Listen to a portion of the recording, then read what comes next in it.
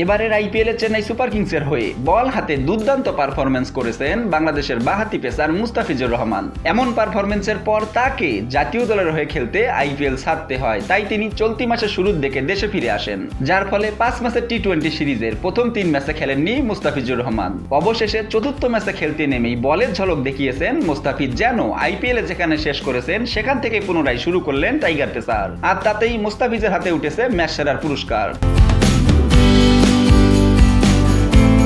মিরপুরে সিরিজের চতুর্থ টি-20তে 4 ওভার হাত ঘুরিয়ে 19 রান তুলে নিয়েছেন 3 উইকেট। এর মধ্যে গুরুত্বপূর্ণ 19তম ওভারে এসে মাত্র 7 রান দিয়ে তুলে নেন 1টি উইকেট। শেষ 2 ওভারে জিম্বাবুয়ের প্রয়োজন ছিল মাত্র 21 রান। 19তম ওভারে মুস্তাফিজ দারুণ বোলিং না করলে হয়তো ম্যাচটা হাত থেকে ছুটে যেত। আর মুস্তাফিজ যে ডেথ ওভারে দুর্দান্ত বল করে থাকেন সেটা তো চোখে ধরে দেখিয়ে দিয়েছেন চেন্নাইয়ের মহেন্দ্র সিং ধোনি। তাই তো টাইগার অধিনায়ক সেভাবেই ব্যবহার করলেন মুস্তাফিজকে।